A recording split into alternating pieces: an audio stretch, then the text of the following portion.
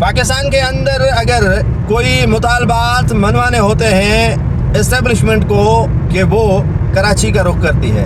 Establishment ہمیشہ کراچی کا رخ کرنے کے بعد بانیوں کو اٹھاتی ہے اور بانیوں کے وہ اعلی کار بھی میدان پر لائے جاتے ہیں جو ایک شوشہ کافی عرصے سے چھوڑے ہوئے ہیں کہ سندھ کو تقسیم کرو اور کراچی کو صوبہ کرو.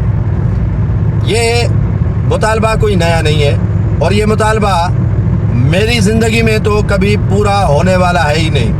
ایک گھر ہے اور کراچی سندھ کا دل ہے اور کراچی سندھ ہے اور اسی سندھ کو تقسیم کرنے سے بھلا عوام کو کیا فائدہ ملے گا. ایم کیو ایم جو کافی عرصے سے ان کے مختلف دھڑے، کل مصطفیٰ کمال نے ایک بات کہی کہ اگر فرشتے بھی آ جائیں تو اس نظام کو ٹھیک نہیں کر سکتے. تو اصل جڑ کو آپ جاننے کی کوشش نہیں کرتے ہیں.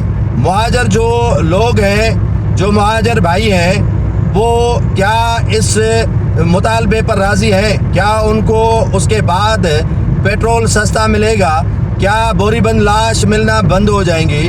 کیا کراچی کے اندر سستا جو ہے وہ اشیاء خرد و نوش ان کو ملے گا؟ کیا ان کے روزگار کے ذریعے پھر سے کھلنا شروع ہو جائیں گے؟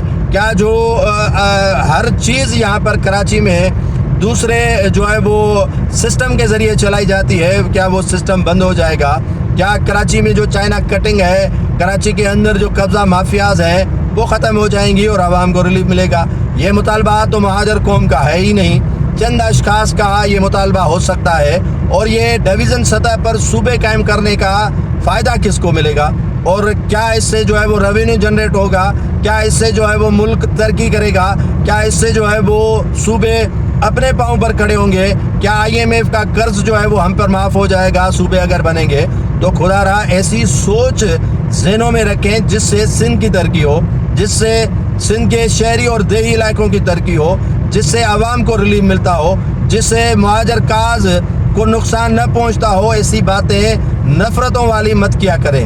یہ کافی عرصے سے سنتے آ رہے ہیں کہ ایم کیو ایم نے یہ مطالبہ کر دیا، لندن کا یہ مطالبہ آ گیا اور اس کے ساتھ ساتھ وال چیکنگ ہو گئی اور کبھی بھائی کے حوالے سے باتیں کی جا رہی ہیں، تو کبھی ایم کیو ایم پاکستان کے حوالے سے، کبھی حقیقی کے حوالے سے، تو کبھی کوئی اور گروپ ہے جس کے حوالے سے یہ باتیں مارکیٹ میں آتی ہیں.